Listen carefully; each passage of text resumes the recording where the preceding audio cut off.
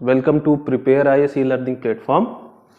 और previous lectures में हम लोगों ने इलेक्टोरल रिफॉर्म्स टॉपिक पे बातचीत की थी और उसको हम लोगों ने वहाँ पे एक कंक्लूडिंग एंड तक भी पहुँचा दिया था। उसके कुछ जो पार्ट्स थे जिनको मैंने बोला था कि मैं बाद में इनको और डिटेल में इन चीज़ों को एक एक करके डिस्कस करूँगा, तो उसी सीरीज़ को आगे बढ़ाते हुए जहाँ प्रीवियस लेक्चर में हमने साइमल्टेनियस इलेक्शन की बात की थी, आज हम इलेक्टोरल फिनांस की बात करेंगे। इलेक्टोरल फिनांस टॉपिक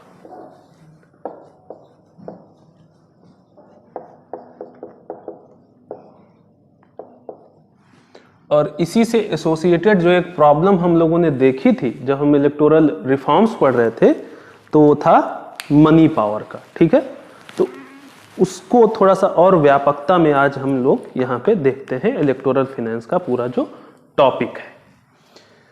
तो देखिए, इसमें कई बातें की जाती हैं कि भाई इसका एक क्योंकि इसमें बड़ी सारी प्रॉब्लम्स हैं, तो इसका एक सोल्यूशन जो है स्टेट फंडिंग ऑफ इलेक्शन है। राज्य जो है वो पॉलिटिकल पार्टीज को चुनाव लड़ने के लिए फंड करे। तो उस पूरे मुद्दे को थोड़ा सा आज हम लोग देखने की कोशिश करेंगे। सबसे पहले तो देखिए हमारा जो स्ट्रक्चर रहेगा इसको पढ़ने का वो क्या रहेगा। एक बात जो यहां पे हो सकती है वो ये है कि जो हाल में सिनारियो है, हालिया सिनारियो है कि भाई जो फंडिंग हो रही है इलेक्शंस के रिगार्डिंग पॉलिटिकल पार्टीज को, उसका जो वर्तमान परिप्रेक्ष्य है वो क्या है, करंट सिनारियो क्या है। ठीक है, तो करंट सिनारियो की हम लोग बात करेंगे सबसे पहले। करंट सिनेरियो के बाद अगली चीज जो आएगी वो होगा, अभी हाल में ही कुछ रिफॉर्म्स किए भी गए 2017-18 में कुछ रिफॉर्म्स किए गए। ठीक है, उसके बावजूद भी बहुत सारे इश्यूज हैं इलेक्टोरल फाइनेंस की, जिस टॉपिक की हम लोग बात कर रहे हैं। तो उन इश्यूज को एक एक करके हम लोग देखेंगे, क्या डिफरेंट इश्यूज हैं। ठीक, और इश्यूज देखने के बाद लॉजिकली जो अगला स्टेप होगा हम लोगों का वो होगा, हम लोग यहां पे समाधान पे चर्चा करेंगे, वे आउट पे चर्चा करेंगे। और उन वे आउट में चर्चा करते समय एक पार्ट इसका होगा हमारा स्टेट फंडिंग ऑफ इलेक्शंस। चुनावों के संदर्भ में जो राज्य है वो वित्त प्रोवाइड करे। तो स्टेट फंडिंग ऑफ इलेक्शंस इस पूरे इलेक्टोरल फाइनेंस के टॉपिक का एक पार्ट मात्र भर है। ठीक है, तो ये स्ट्रक्चर रहेगा आज के हमारे इस टॉपिक का। तो चलिए सबसे पहले देखते हैं करंट सिनेरियो क्या है इलेक्टोरल फाइनेंस का। ठीक है, क्या सिनेरियो, तो देखिए जहां तक बात रही पॉलिटिकल पार्टीज को चुनाव लड़ने के लिए आने वाला जो फाइनेंस है, उसके जो स्रोत जो है वो डाइवर्सिफाइड है, वो कोई एक स्रोत नहीं है। जैसे कि यहां पे इंडिविजुअल फंडिंग भी होती है, एक सामान्य एक नागरिक जो है वो वित्त प्रोवाइड कर सकता है, इंडिविजुअल सिटीजन। कैसे, जो रिप्रेजेंटेशन ऑफ पीपुल्स एक्ट है आरपीए, उसका एक सेक्शन है 29B। इसके तहत एक सामान्य भारतीय नागरिक, कोई भी एक इंडिविजुअल पॉलिटिकल पार्टीज को फंड दे सकता है फॉर इलेक्शन पर्पसेस। ठीक है, तो पॉलिटिकल पार्टीज को होने वाला जो फाइनेंस है उसमें से उसका एक सोर्स क्या रहता है, इंडिविजुअल फंडिंग। क्लियर, लेकिन जो सबसे इंपॉर्टेंट फंड जो सोर्स है वो है कॉरपोरेट फंडिंग का। कॉरपोरेट फंडिंग, जो बड़े बड़े कॉरपोरेट हाउसेस हैं वहां से फंड आता है पॉलिटिकल पार्टीज को फॉर इलेक्शन पर्पसेस। अगर आप out of total funding to political parties की बात करेंगे तो उसमें से करीब करीब 2/3 जो फंडिंग है वो फंडिंग कॉरपोरेट फंडिंग होती है। तो एक तरीके से बोले तो एक सबसे बड़ा जो स्रोत है इलेक्टोरल फाइनेंस का भारत में वो कॉरपोरेट फंडिंग है। ठीक है, इस चीज को हम लोग आगे जब इश्यूज पढ़ेंगे तो उसको हम लोग वहां पे व्यापकता से देखेंगे। ठीक, तो कॉरपोरेट फंडिंग हो सकती है। इन दोनों को संदर्भ में एक बात की गई, इलेक्टोरल बॉन्ड। तो इलेक्टोरल बॉन्ड एक तीसरा रास्ता है। इलेक्टोरल बॉन्ड क्या है? एक तरीके से बीरर बॉन्ड है, जिसमें चाहे तो एक इंडिविजुअल या कोई भी कॉरपोरेट क्या कर सकता है, इस बॉन्ड को इश्यू कर सकता है, जो कि एक बीरर बॉन्ड होगा। और कुछ डेजिग्नेटेड बैंक्स हैं, वहां पे आप इस बॉन्ड को इश्यू करवा सकते हैं, और जो पैसा होगा वो पैसा पॉलिटिकल पार्टी, जिस भी पॉलिटिकल पार्टी को आप डोनेट करना चाहते हैं, उसके बैंक अकाउंट में वो पैसा पहुंच जाएगा। ठीक है, तो एक तरीके का बीरर बॉन्ड है इलेक्टोरल बॉन्ड, जिसको 2017-18 के रिफॉर्म में इंट्रोड्यूस किया गया था।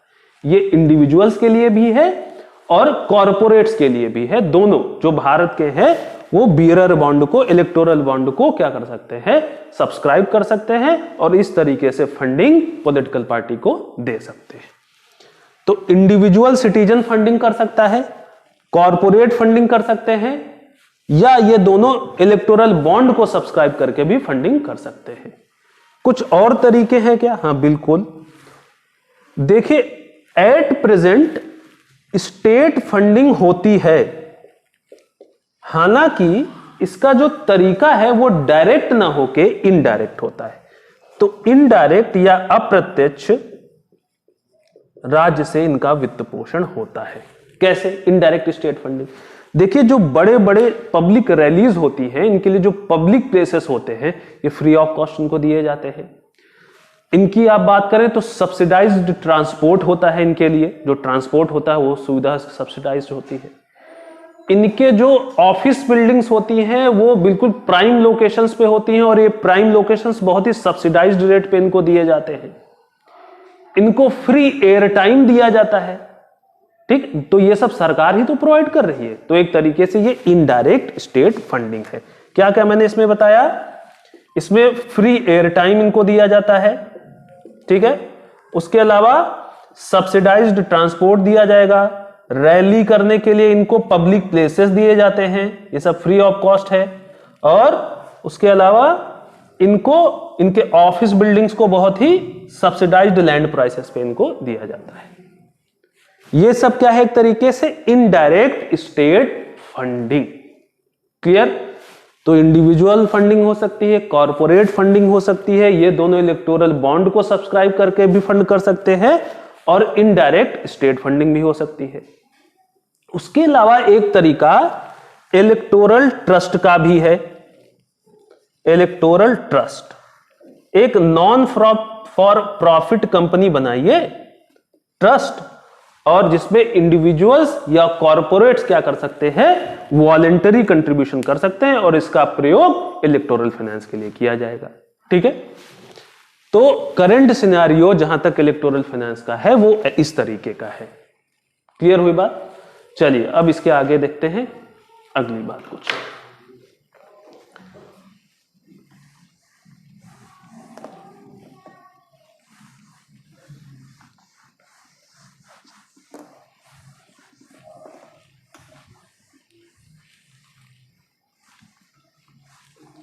दो 2017-18 में कुछ रिफॉर्म्स किए गए।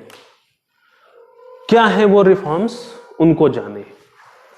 तो देखिए, जो रिफॉर्म्स थे वो 3 स्तर पे किए गए। एक तो इंडिविजुअल स्तर पे, एक व्यक्ति, एक नागरिक जो फंडिंग कर रहा है उसके स्तर पे किए गए। दूसरा कॉरपोरेट जो फंडिंग होती है उसके स्तर पे, और तीसरा राजनीतिक दल या पॉलिटिकल पार्टीज के लेवल पे कुछ रिफॉर्म्स लाए गए। सबसे पहले आप बात करें इंडिविजुअल या व्यक्तिगत स्तर पे क्या रिफॉर्म्स लाए गए। देखिए, जो इसके पहले सिनारियो था 2017-18 के पहले, कि कोई पॉलिटिकल पार्टी किसी इंडिविजुअल से जो मैक्सिमम अमाउंट ले सकती थी in cash, maximum amount in cash, वो लेस देन 20,000 था। ठीक है, तो कैश में जो इंडिविजुअल से इनको फंडिंग होती पॉलिटिकल पार्टी को, पॉलिटिकल पार्टी ज्यादा से ज्यादा 19,999 रुपए कैश में एक व्यक्ति से ले सकती थी। अब होता क्या है कि ऑब्वियस सी बात है, जब आपने पॉलिटिकल पार्टी ने किसी से कैश में पैसा लिया तो कैश की कोई डॉक्यूमेंटेशन तो होता नहीं, ठीक है। इस अमाउंट के लिए इनको यह नहीं बताना पड़ता है कि भाई इनको यह फंडिंग कहां से मिली, because they have taken it in cash. कोई चेक होता, कोई एनईएफटी होता तो उसमें पूरी जो है ट्रांजैक्शन हिस्ट्री होती, लेकिन इंडिविजुअल से इन कैश में पॉलिटिकल पार्टी इतना पैसा ले सकते हैं। और ये एक तरीके से क्या ले आता है, एनोनिमिटी ले आता है, अनानिमिता ले आता है, ठीक। पॉलिटिकल पार्टीज जब इनकम टैक्स डिपार्टमेंट को अपना रिटर्न फाइल करती हैं तो वो ज्यादातर फंडिंग को दिखाती हैं कि उनको अलग अलग व्यक्तियों द्वारा इतना अमाउंट कैश में मिला, ठीक, क्लियर।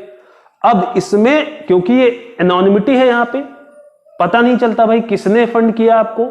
हो सकता है कहीं से आपको इलीगल ब्लैक मनी रूट करके आई हो और आपने क्या किया, उसको बोल दिया कि भाई हमको 150 जगहों से ये 19,999 रुपए की एक एक जगह से फंडिंग हुई। तो ये सब कुछ संभव होता है। तो इस चीज को एड्रेस करने के लिए ये जो 20,000 की लिमिट है जो कैश में पॉलिटिकल पार्टी रिसीव कर सकती है इंडिविजुअल से एनोनिमिटी के साथ, इसको रिड्यूस कर दिया और अब जो मैक्सिमम अमाउंट ये कैश में ले सकती है इंडिविजुअल से एनोनिमिटी मेंटेन करते हुए वो है 2000 से नीचे, मतलब 1999 रुपए, ठीक है।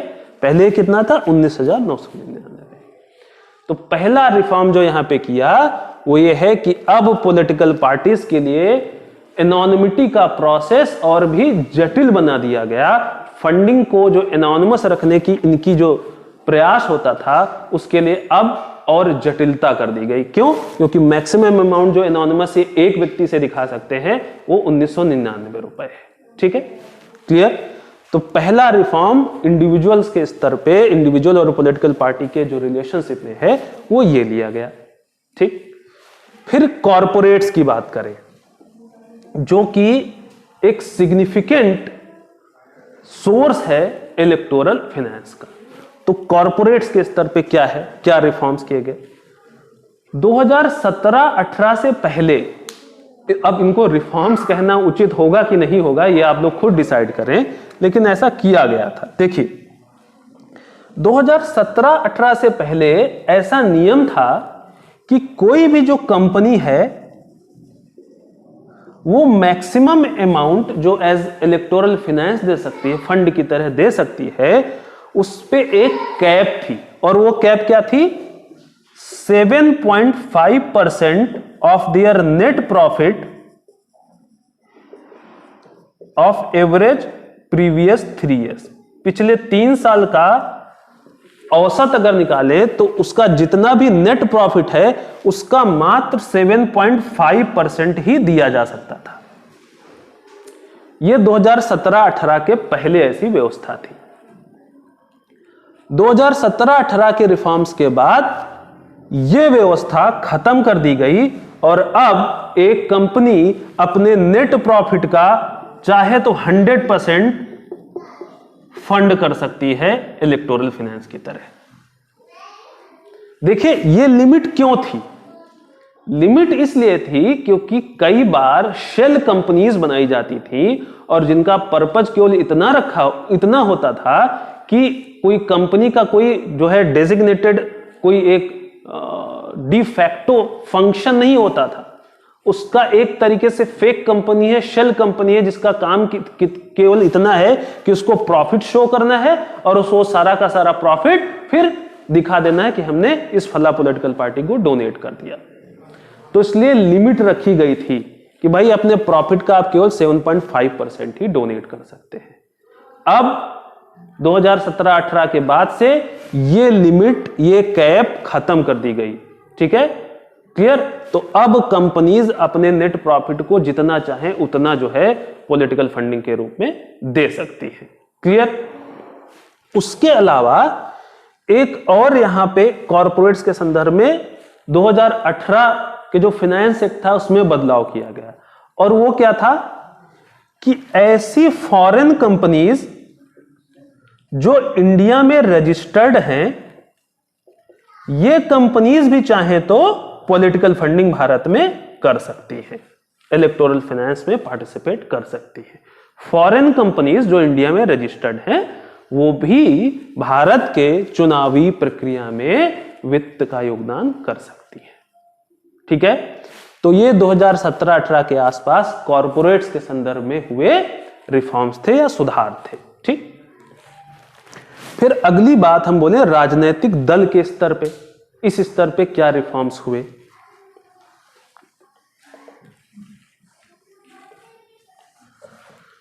तो देखिए, राजनीतिक दलों को जो भी इनको वित्त प्राप्त होता है इनको इसका इनकम टैक्स रिटर्न भरना होता है। ठीक, आयकर रिटर्न भरना होता है।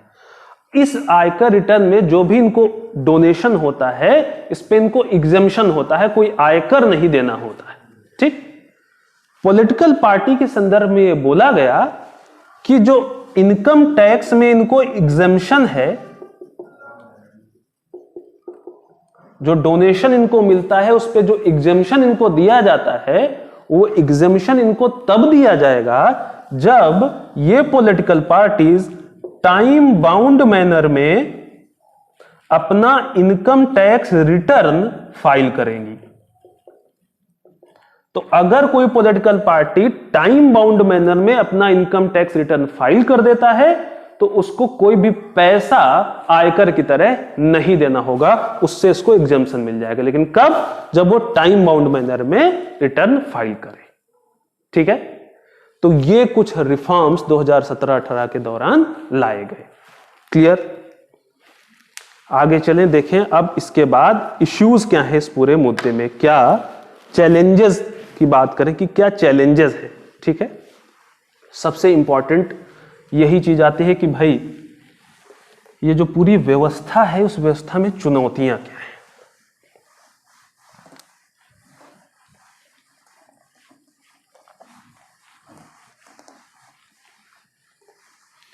तो एक जो सबसे प्रमुख सबसे सिग्निफिकेंट चुनौती है वो है ब्लैक मनी। ठीक, देखिए होता क्या है, जैसा कि अभी मैंने बताया, और अब तो नेट प्रॉफिट की कैप भी खत्म कर दी गई। तो कई बार क्या किया जाता है, शेल कंपनीज बनाई जाती हैं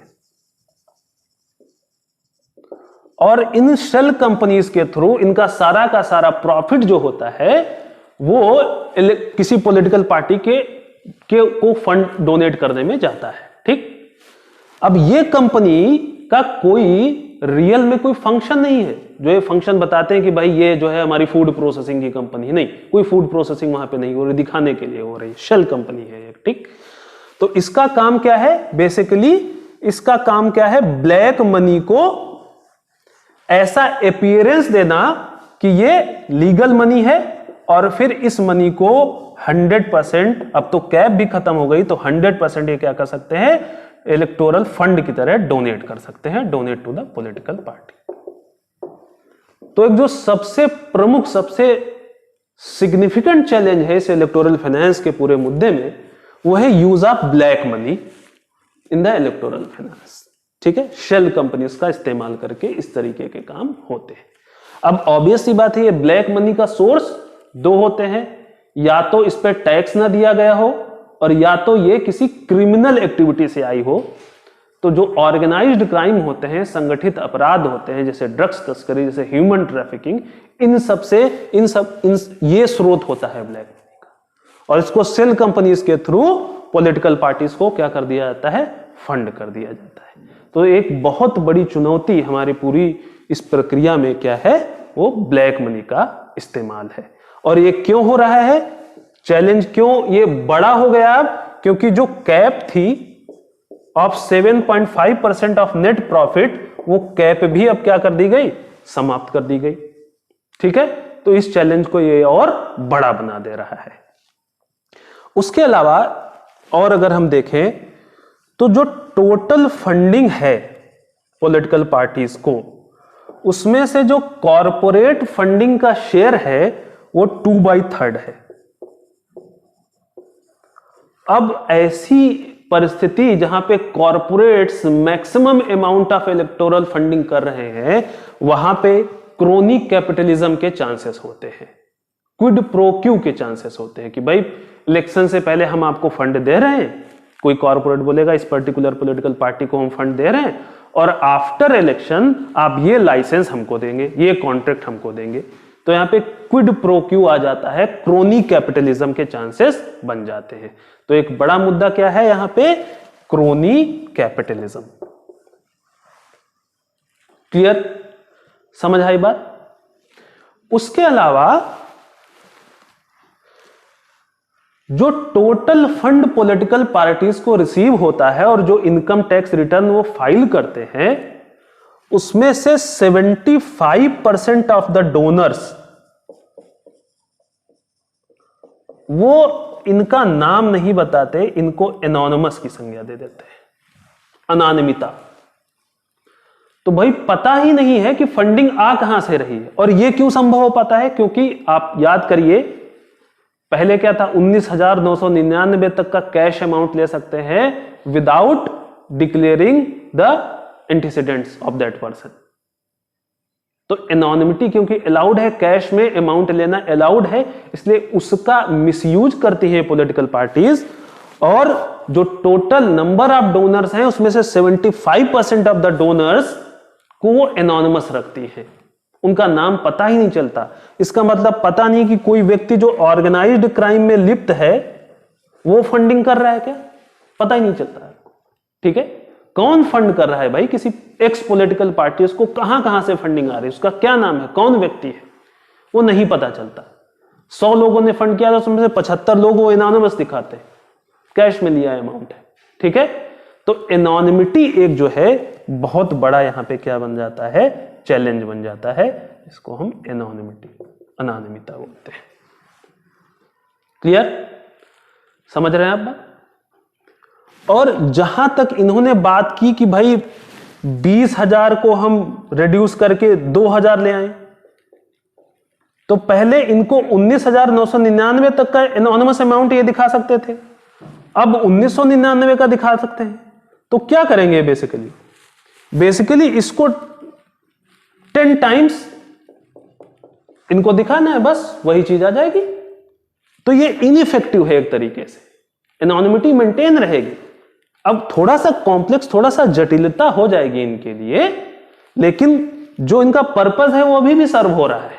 ठीक है, क्लियर, क्योंकि कैश में अलाउ तो कर किया आपने, हालांकि अमाउंट कम कर दिया, लेकिन वो एनोनिमस है पूरा ट्रांजैक्शन, तो नंबर ऑफ ट्रांजैक्शंस बढ़ जाएंगे, लेकिन अभी भी जो पर्पस है इनका वो सर्व हो जाएगा। क्लियर, तो एक ये बड़ा चैलेंज है। उसके अलावा अगर आप देखें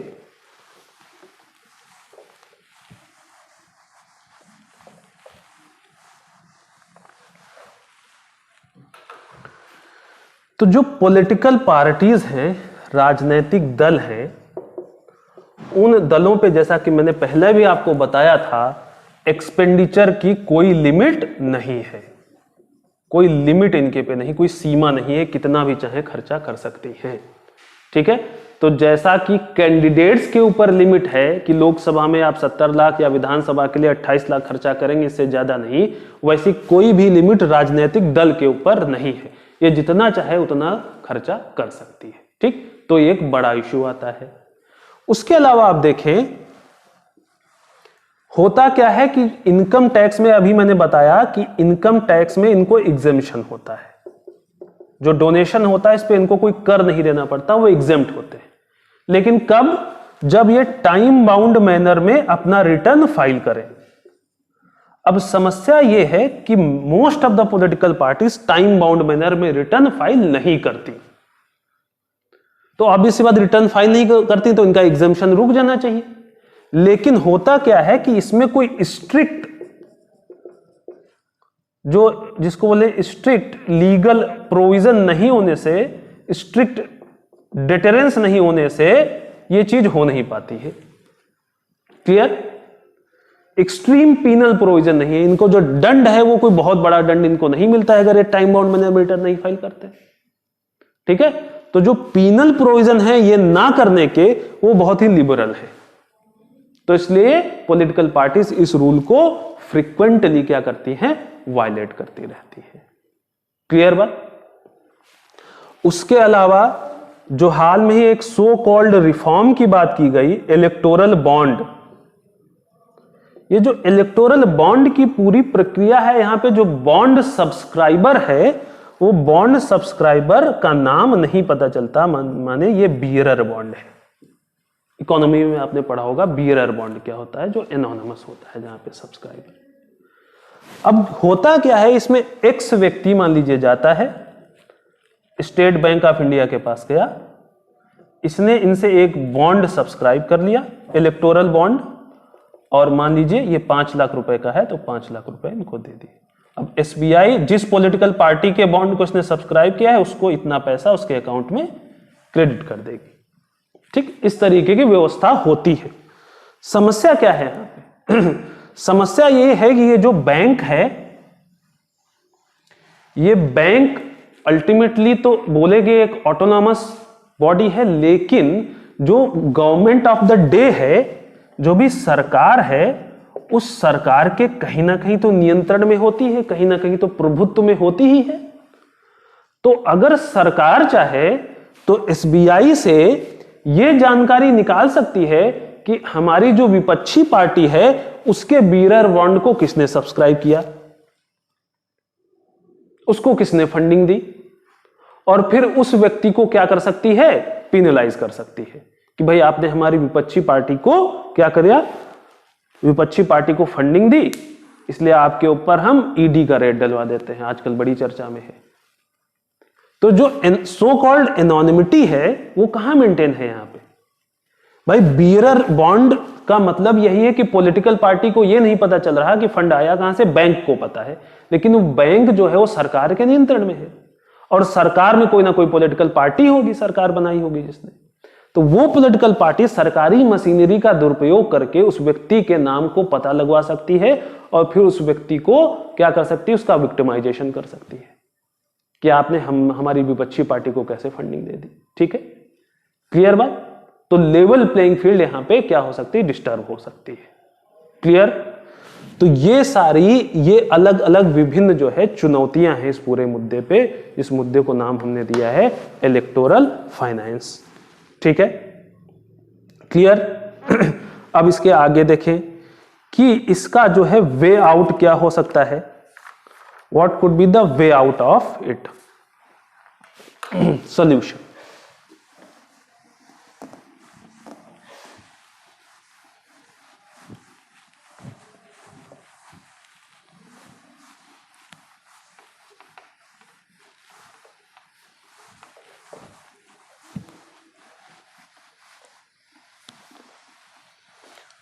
समाधान की चर्चा करें कि इसका समाधान क्या हो सकता है।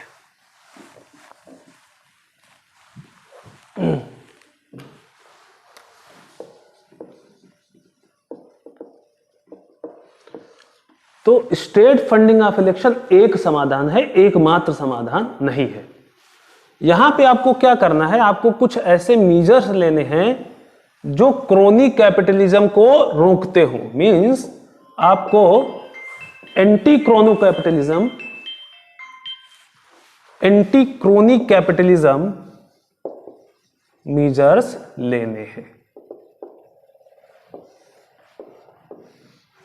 मतलब कॉरपोरेट फंडिंग और जो क्विड प्रो क्यू है उस पे आपको लगाम लगाना है। कैसे? सबसे पहले तो जो कॉरपोरेट फंडिंग होती है इसकी एक सीमा निश्चित करें, एक कैप लगाएं कि टोटल अमाउंट का केवल इतना ही जो है वो कॉरपोरेट से आ सकता है। तो जो कॉरपोरेट से आने वाला फंडिंग है उस पे क्या करें, एक सीमा निश्चित करें, एक कैप लगा दें कि भाई इससे ज्यादा पैसा कॉरपोरेट जो है फंडिंग से नहीं आ सकता। ठीक। दूसरी बात, किस कॉरपोरेट से किस पॉलिटिकल पार्टी को कितना पैसा मिला वो चीज, वो जानकारी जनता के बीच लाई जाए, पब्लिक राइट टू नो के अंतर्गत, तभी ये इन्फॉर्म्ड चॉइस कर पाएंगे। ठीक है, तो ये सारी जानकारी जनता के बीच हो कि भाई मुकेश अंबानी ने, रिलायंस इंडस्ट्रीज ने किस पॉलिटिकल पार्टी को कितनी फंडिंग दी, ये जनता को पता हो, पब्लिक किया जाए इसको। ठीक है, जिससे आप इन्फॉर्म्ड चॉइस कर पाए। दूसरा, हालांकि इम्प्लिसिट लीगल प्रोविजंस हैं इसके, लेकिन एक्सप्लिसिटली एक लॉ बनाया जाए जो किसी भी तरीके के क्विड प्रो क्यू को क्या करे, क्रिमिनल ऑफेंस बना दे कि भाई इस कॉरपोरेट ने चुनाव से पहले इसको फंड दिया था, तो अगर ये पॉलिटिकल पार्टी सत्ता में आ गई तो इसने गलत तरीकों का इस्तेमाल करते हुए उस कॉरपोरेट को फायदा पहुंचाया। इस क्विड प्रो क्यू को एक्सप्लिसिट लॉ एक क्या करे, क्रिमिनल ऑफेंस बनाए, आपराधिक जो है मुकदमा इस पे दायर हो इस तरीके की अगर कोई घटना होती है तो। ठीक है, अगर हम ये कुछ तरीके अपनाते हैं तो जो क्रोनी कैपिटलिज्म का चैलेंज था उसको हम किसी हद तक क्या कर सकते हैं, सॉर्ट आउट कर सकते हैं। क्लियर बात, क्लियर हुई। फिर अगली चीज है यहां पे, हम एनोनिमिटी जो थी, एनोनिमिटी उसके अगेंस्ट कुछ मेजर्स ले।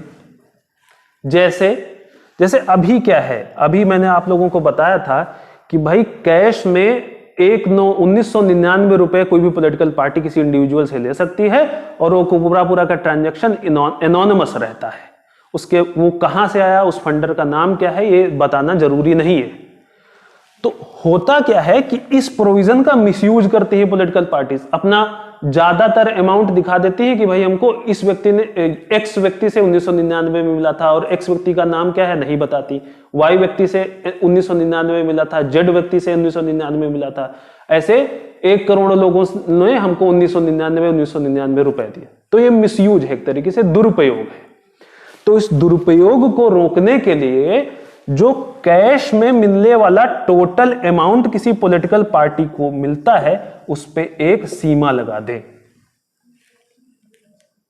जो टोटल अमाउंट, मान लीजिए किसी पॉलिटिकल पार्टी को एक वित्त वर्ष में 1000 या 100 करोड़ रुपए की फंडिंग मिली, तो इस 100 करोड़ में से उदाहरण के लिए केवल 10% आप जो है कैश में ले सकते हैं, उससे ज्यादा नहीं। ऐसी एक कैप इस पे लगा दें तो जो एनोनिमिटी का स्कोप है इसको कुछ हद तक रिड्यूस किया जा सकता है। क्लियर बात। फिर जो ऑडिटिंग होती है पॉलिटिकल पार्टीज के अकाउंट की, इस ऑडिटिंग को इंडिपेंडेंट करें। इंडिपेंडेंट ऑडिटिंग, एक इंडिपेंडेंट बॉडी हो, ऑटोनॉमस बॉडी हो, वो क्या कर, अभी क्या है प्रोविजन, अभी पॉलिटिकल पार्टीज खुद इंटरनल ऑडिटिंग है, ये खुद की अपनी ऑडिटिंग करती हैं और self regulation is no regulation. तो इंटरनल ऑडिटिंग पे डिपेंड ना रह के एक इंडिपेंडेंट इनकी ऑडिटिंग कराई जाए, टाइम बाउंड मैनर में कराई जाए और इलेक्शन कंडक्ट होने से पहले ही इसकी रिपोर्ट को पब्लिक कर दिया जाए। ठीक है, ऐसी व्यवस्थाएं अगर आप करेंगे तब लोग इन्फॉर्म्ड चॉइस करेंगे, पॉलिटिकल पार्टीज पे एक डिटरेंस क्रिएट होगा कि वो सोर्स ऑफ फाइनेंस जो है वो क्या रहे, उनका वो बेहतर सोर्स हो, ना कि ऐसे कोई इलीगल सोर्सेस हो। तो इंडिपेंडेंट ऑडिटिंग की व्यवस्था आप करें। ठीक है, क्लियर बात। उसके अलावा ट्रांसपेरेंट बनाएं इस पूरे सिस्टम को, ट्रांसपेरेंसी, पारदर्शिता। पॉलिटिकल पार्टीज को आरटीआई के दायरे में लाएं, सूचना के अधिकार के दायरे में।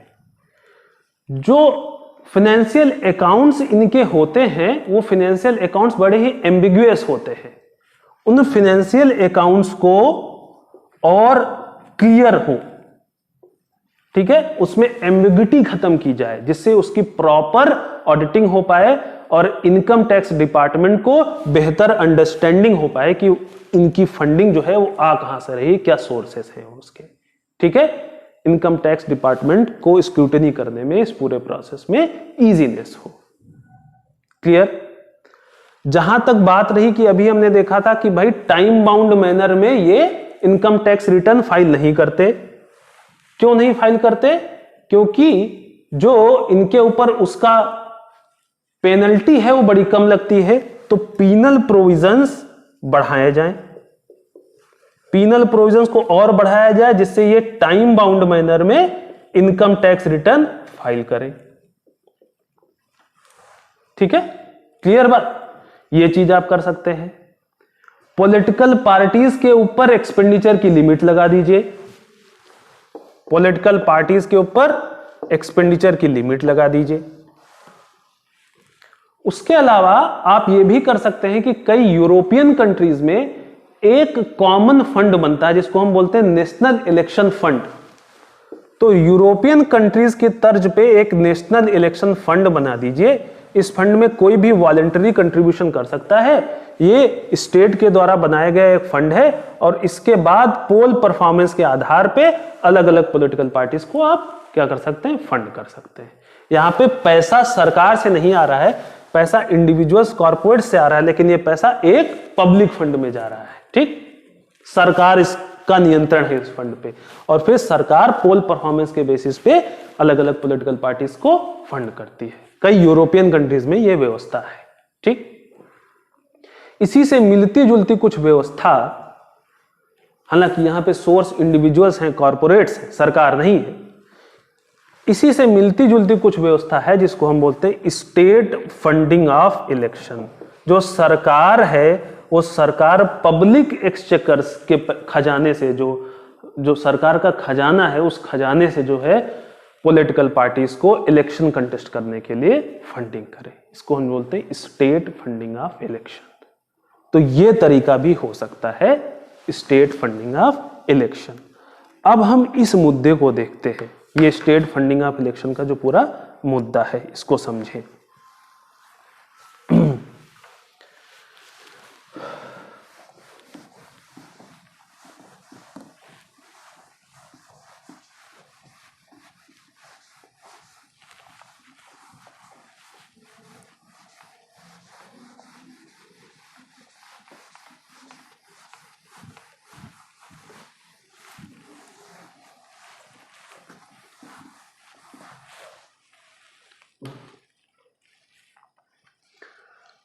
तो ये जो पार्ट है पूरा स्टेट फंडिंग ऑफ इलेक्शन, इसको हम सबसे पहले तो ये देखते हैं कि इसके रिगार्डिंग क्या कोई रिकमेंडेशंस हुई हैं, कुछ समितियां बनी हैं क्या। तो कुछ गवर्नमेंट रिपोर्ट्स जो इसको लेकर बात करती हैं उनकी बात करेंगे। ठीक है, फिर हम इसकी जो मेरिट्स हैं उन पे चर्चा करेंगे, और इसके साथ साथ कुछ जो इसकी डिमेरिट्स हैं उस पर चर्चा करेंगे। ठीक है, क्लियर। और समाधान क्या हो सकता है स्टेट फंडिंग ऑफ इलेक्शन के अलावा, जो सारे मुद्दे अभी हमने देखे, एंटी क्रोनी कैपिटलिज्म, एंटी एनोनिम, वो समाधान इसके भी समाधान के अंतर्गत होंगे। ठीक है, तो पहले देखें government reports regarding state funding of election. तो सबसे पहले स्टेट फंडिंग ऑफ इलेक्शन को लेकर इंद्रजीत गुप्ता कमेटी बनी थी। इंद्रजीत गुप्ता कमेटी ने 1998 में यह रिपोर्ट बनाई, ये अनुशंसाएं दी कि स्टेट फंडिंग ऑफ इलेक्शंस होने चाहिए। इन्होंने क्या बोला, इन्होंने बोला कि देखिए स्टेट फंडिंग ऑफ इलेक्शन जरूरी है, ये होना चाहिए। बात है किसको दे, सरकार किसको पैसा दे, क्या पॉलिटिकल पार्टीज को पैसा दे या जो कैंडिडेट्स इलेक्शन कंटेस्ट कर रहे हैं उनको पैसा दे। देखिए हमारे यहां व्यवस्था यह है कि इंडिपेंडेंट कैंडिडेट भी इलेक्शन कंटेस्ट कर सकता है, ये उसका अधिकार है बिना किसी पॉलिटिकल पार्टी के। तो ऐसे तो अगर राज्य पैसा देने लगेगी इलेक्शन कंटेस्ट करने के लिए, तो हर एक व्यक्ति भारत में जो बेरोजगार है वो इलेक्शन कंटेस्ट करने आ जाएगा क्योंकि उसको सरकार से पैसा मिल रहा है इसके लिए। तो ये तो अनवाइडली हो जाएगा भाई, ये तो अनमैनेजेबल हो जाएगा सरकार के लिए इतना खर्चा करना।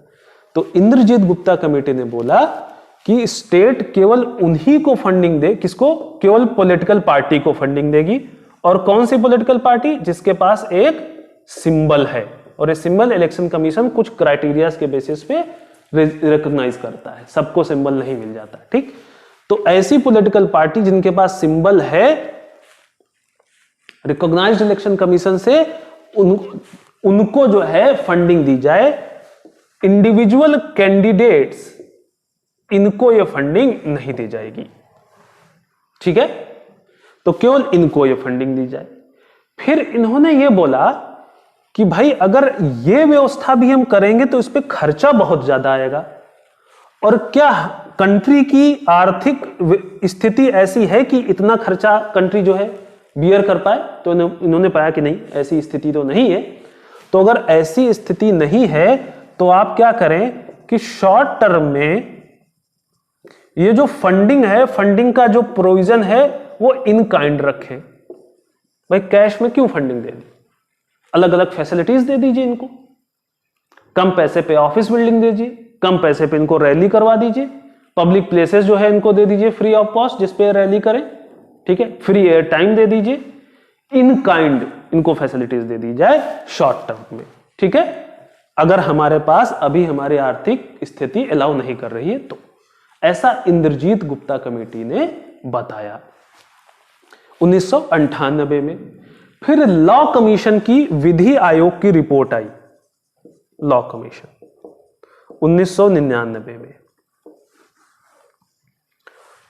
ये लॉ कमीशन विधि आयोग की रिपोर्ट के अनुसार यह बोला गया कि भाई ऐसी बात है कि हम ये इंश्योर कैसे करेंगे कि अगर कोई पॉलिटिकल पार्टी राज्य से पैसा ले रही है तो ऐसा भी तो संभव है कि वो राज्य से भी पैसा लेती रहे, सरकार से भी पैसा लेती रहे और सोर्सेस से भी पैसा लेती रहे। तो ये तो हमारा पर्पज ही डिफीट हो जाएगा पूरा। हमारा पर्पज तो यही है ना कि इनको कॉरपोरेट से और जगहों से पैसे की जरूरत ना पड़े, सरकार ही इनको पैसा दे दे इलेक्शन कंटेस्ट करने के लिए, क्योंकि और जगहों से पैसा लेते हैं तो उसमें क्या होती है, उसमें सारी समस्याएं होती हैं जो अभी हमने देखी।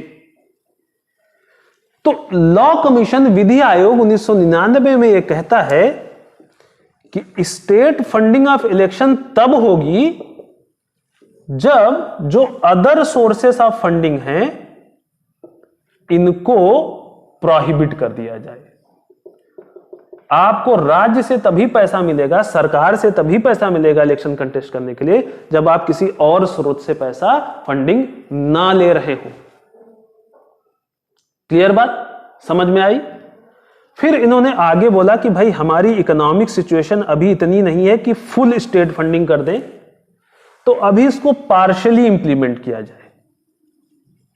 और एक बड़ी जो इंपॉर्टेंट पार्ट इसने ये बोला लॉ कमीशन ने 1999 में, इसने बोला कि ठीक है हम पॉलिटिकल पार्टीज को सरकार जो है, स्टेट जो है वो फंडिंग देगी, लेकिन ये फंडिंग अनकंडीशनल नहीं होगी, कंडीशनल होगी। और वो कंडीशंस क्या होंगी? सरकार फंडिंग पॉलिटिकल पार्टी को तब देगी जब political party internal democratic structure अपनाए, आंतरिक लोकतंत्र, इसमें कोई भी व्यक्ति उस पार्टी का अध्यक्ष बन जाए जो मेरिट रखता हो। पहले पिताजी थे, फिर बेटे हैं, फिर उनके बेटे होंगे, ये पहले से निश्चित है कुछ पॉलिटिकल पार्टीज में। इंटरनल डेमोक्रेसी नहीं है, तो पार्टी में ही डेमोक्रेसी नहीं है, तो ये डेमोक्रेसी की स्पिरिट को डिफीट करता है ना। तो इसीलिए आपको सरकार तब फंड करेगी जब आप अपनी पार्टी के भीतर इंटरनल डेमोक्रेसी लाएं। पार्टी के भीतर जो पार्टी पद हैं उस पे महिलाओं को, विमेंस को, और जो भी वल्नरेबल सेक्शंस ऑफ सोसाइटी हैं, वंचित वर्ग हैं, उनको प्रतिनिधित्व दे, उनको पार्टी ऑफिसर्स की पोस्ट दे। ठीक है, क्लियर?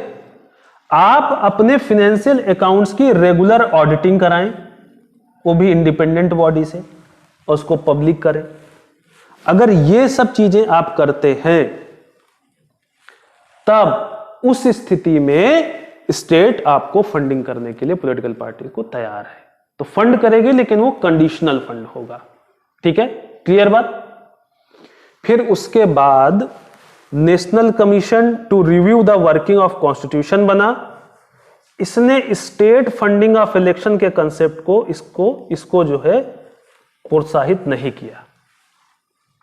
बोला हम ये कैसे इंश्योर करेंगे कि स्टेट फंडिंग ऑफ इलेक्शन, भाई सरकार से भी कोई पॉलिटिकल पार्टी पैसा ले और साथ साथ में अवैध तरीके से और भी स्रोत से पैसा ले, तो ये तो बिल्कुल संभव है, तो हमारा पर्पस ही डिफीट हो जाएगा। तो national commission to review the working of the constitution ने इसको जो है इंडोर्स नहीं किया, स्टेट फंडिंग ऑफ इलेक्शन को।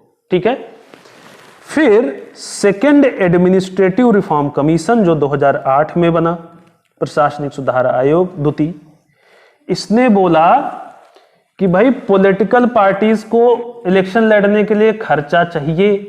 ये खर्चा क्योंकि इनके पास सफिशिएंट पैसा नहीं है, तो इसलिए इलीगल सोर्सेस से भी ब्लैक मनी वगैरह को भी अलाउ कर देते हैं, क्योंकि भाई इलेक्शन तो लड़ना ही लड़ना है, पैसे की जरूरत है। तो क्या करें, अगर इसको रिड्यूस करना है तो कुछ ना कुछ स्टेट फंडिंग ऑफ इलेक्शन को करनी पड़ेगी। तो पार्शियली ही लेकिन करिए, partial state funding of election करें ताकि पॉलिटिकल पार्टीज को इस पे निर्भर ना रहना पड़े। क्लियर? तो ऐसी अलग अलग government reports state funding of election को लेकर अभी तक आ चुकी है। क्लियर? तो चलिए अब हम देखते हैं स्टेट फंडिंग ऑफ इलेक्शन का फायदा क्या होगा, मेरिट्स।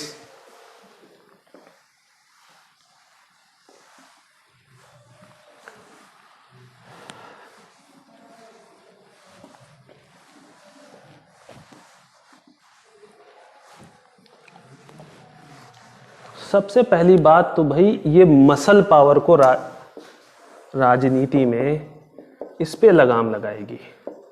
याद करिए मसल पावर क्यों बढ़ता जा रहा है राजनीति में, क्रिमिनलाइजेशन ऑफ पॉलिटिक्स क्यों बढ़ता जा रहा है? क्योंकि जो क्रिमिनल एलिमेंट्स हैं ये चुनाव का जो भारी भरकम खर्चा है इसको खुद मैनेज कर सकते हैं। इसके लिए ये पार्टी पे डिपेंडेंट नहीं होते। तो पार्टी इसलिए नेक्सस कर लेती है ऐसे लोगों के साथ कि भाई हमको खर्चा ना देना पड़े हमारे कैंडिडेट को। अगर हमारा वो कैंडिडेट कोई क्रिमिनल एलिमेंट है तो वो अपना खर्चा खुद मैनेज कर सकता है, क्योंकि संगठित अपराध करके उसने बहुत पैसा बना रखा है। तो इसीलिए राजनीति में अपराधीकरण को बढ़ावा मिल रहा है, क्योंकि क्रिमिनल एलिमेंट्स अपने पैसे को खुद मैनेज कर सकते हैं जो चुनाव में खर्चा होगा। अब क्या बोला गया कि भाई पॉलिटिकल पार्टीज को स्टेट फंड करेगा चुनाव लड़ने के लिए। तो अब जब पॉलिटिकल पार्टीज के पास पैसे का स्रोत सरकार बन गई, तो अब इनको क्या जरूरत है इन क्रिमिनल एलिमेंट्स की? इनको ये निकाल बाहर फेंकेंगे। इनको तो ये टिकट इसीलिए देते थे क्योंकि इनके पास पैसा नहीं था और ये अपना पैसे का व्यवस्था खुद कर सकते थे चुनावी एक्सपेंडिचर की। अब जब इसको पैसा मिलने लगा तो इन पे निर्भर नहीं रहेगा। तो जो मसल पावर है उस मसल पावर में क्रिमिनलाइजेशन ऑफ पॉलिटिक्स में रिडक्शन आएगा। ठीक है? क्लियर? फिर मनी पावर। अभी हमने देखा कि 2/3 फंडिंग कॉरपोरेट से होती है और फिर इससे क्रोनी कैपिटलिज्म होता है।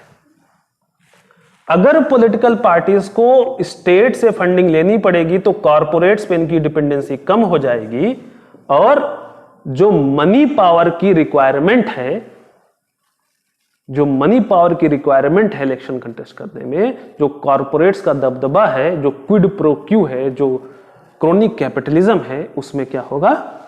गिरावट दर्ज की जाएगी। क्लियर? तो एक ये और एडवांटेज है। फिर एक बड़ा एडवांटेज इंटरनल डेमोक्रेसी का है पॉलिटिकल पार्टीज के भीतर। हमने क्या देखा? राज्य पॉलिटिकल पार्टी को तब फंडिंग करेगा जब ये पॉलिटिकल पार्टी अपने भीतर क्या लाए? Internal democracy. मेरिट के आधार पे पॉलिटिकल ऑफिसेस पार्टी के भीतर ऑक्युपाइड हो, जो महिलाएं हैं, जो वंचित वर्ग हैं, उनको अलग अलग ऑफिसेस मिले। तो अगर कोई पॉलिटिकल पार्टी ये करेगी तभी उसको फंड मिलेगा। तो ऑब्वियसली बात, सबको फंड लेना है तो ये करना पड़ेगा। ठीक है?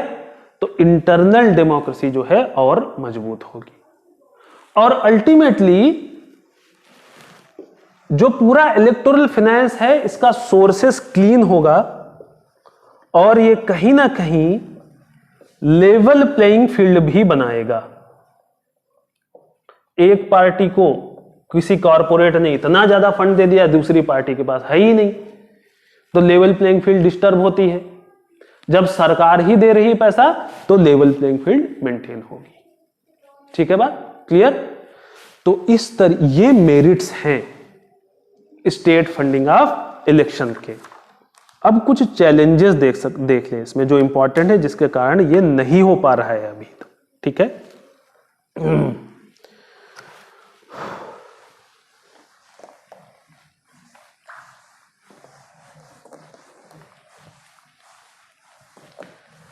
देखिए एक बड़ी बात यह है कि इससे क्या होगा कि नंबर ऑफ पॉलिटिकल पार्टीज बहुत ज्यादा बढ़ जाएंगी।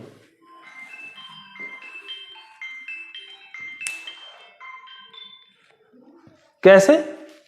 नंबर ऑफ पॉलिटिकल पार्टीज बढ़ जाएंगी, क्योंकि भाई अब जैसे ही आप एक पॉलिटिकल पार्टी बना लिए और अगर इलेक्शन कमीशन ने उसको रिकॉग्नाइज कर दिया, वैसे ही आपको स्टेट से फंडिंग मिलनी पड़ेगी।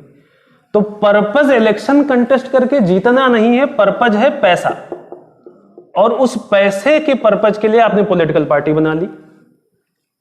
तो हर 20 आदमी का कोई समूह है, पैसा नहीं आ रहा तो पॉलिटिकल पार्टी बना लो, कुछ काम कर लो, इलेक्शन कमीशन से रिकॉग्नाइज कर लो और फंडिंग मिलने लगे। तो sprawling of new political parties होगा, बहुत सारी पॉलिटिकल पार्टीज बनती जाएंगी। ठीक है, क्लियर? फिर एक चीज जो इसमें बोली जाएगी कि जो डेमोक्रेटिक चॉइस है आपकी,